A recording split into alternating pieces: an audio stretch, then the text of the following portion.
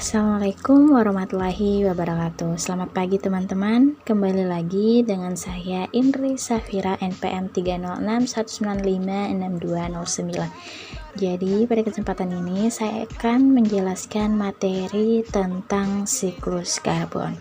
Mari sama-sama kita saksikan penjelasan berikut ini. Jadi, siklus karbon merupakan siklus biogeokimia yang sangat penting karena menyangkut kehidupan berbagai spesies di dunia.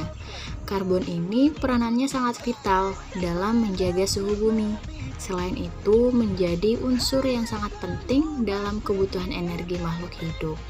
Selain itu, aktivitas makhluk hidup juga membutuhkan karbon dalam berbagai bentuk, diantaranya pada proses respirasi, makan, fotosintesis, transportasi, dan banyak aktivitas lainnya.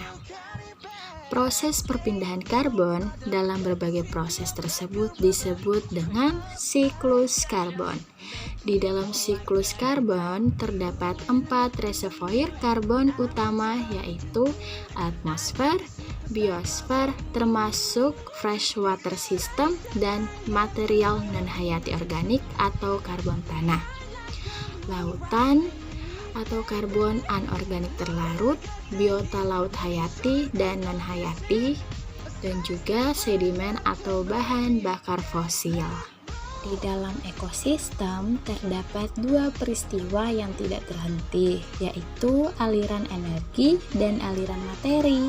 Aliran energi berasal dari sinar surya yang memasuki ekosistem. Energi ini digunakan untuk proses fotosintesis tanaman hijau dan selanjutnya beredar melalui ekosistem dan selanjutnya ke rantai makanan. Sedangkan daur materi berlangsung dari organisme hidup ke lingkungan abiotik, baik tanah atau atmosfer, dan kembali lagi ke organisme hidup. Sehingga keberadaan bahan-bahan di ekosistem dalam keseimbangan yang dinamik. Di dalam aliran energi terdapat aliran-aliran yang merupakan suatu peristiwa yang terjadi terus-menerus. Salah satunya adalah siklus karbon ini.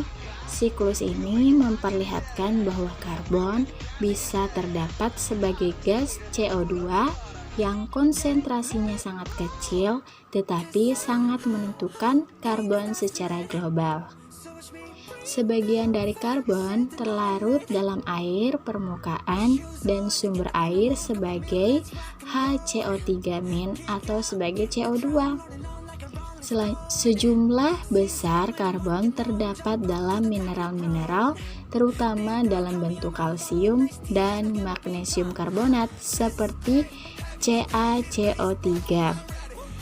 Reaksi fotosintesis menyediakan karbon dalam bentuk anorganik menjadi karbon dalam bentuk organik yang dinyatakan sebagai CnH2nOn yang merupakan komponen-komponen dari molekul-molekul seluruh kehidupan. Siklus karbon melibatkan seluruh lingkungan yang ada di alam semesta ini, meliputi atmosfer, biosfer, hidrosfer, dan geosfer. Karena itu, siklus karbon disebut sebagai siklus biogeokimia. Pada setiap lingkungan dan antara lingkungan terjadi pertukaran karbon. Siklus karbon adalah siklus biogeokimia di mana karbon dipertukarkan antara biosfer, hidrosfer, dan atmosfer bumi. Atau objek astronomis lainnya bisa jadi memiliki siklus karbon yang hampir sama, meskipun hingga kini belum diketahui. Karbon adalah elemen penting karena dapat membentuk bahan organik yang diperlukan bagi kehidupan di bumi. Karbon melalui rute perjalanannya di bumi mengalami suatu siklus yang disebut sebagai siklus karbon. Melalui siklus karbon ini, kita dapat mempelajari aliran energi di bumi karena hampir seluruh energi kimia yang dibutuhkan untuk hidup disimpan pada bahan organik. Siklus karbon memiliki dua bagian penting, yaitu siklus di daratan dan siklus di perairan. Siklus karbon di perairan meninjau pergerakan karbon melalui ekosistem laut, dan siklus karbon di darat meninjau pergerakan karbon melalui ekosistem daratan. Kandungan CO2 bebas di udara adalah sekitar 0,033% dan cenderung mengalami peningkatan dari hasil penggundulan hutan dan pembakaran bahan bakar fosil.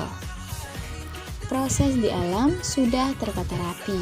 Setiap tahap dari suatu proses seluruhnya berjalan dengan peranan tertentu yang bermanfaat untuk kelangsungan hidup makhluk di alam.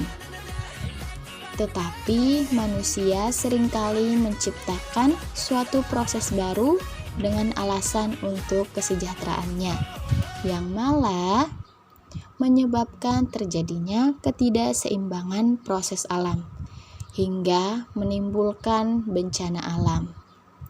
Jadi itu penjelasan saya tentang siklus karbon. Sekian dan terima kasih. Wassalamualaikum warahmatullahi wabarakatuh.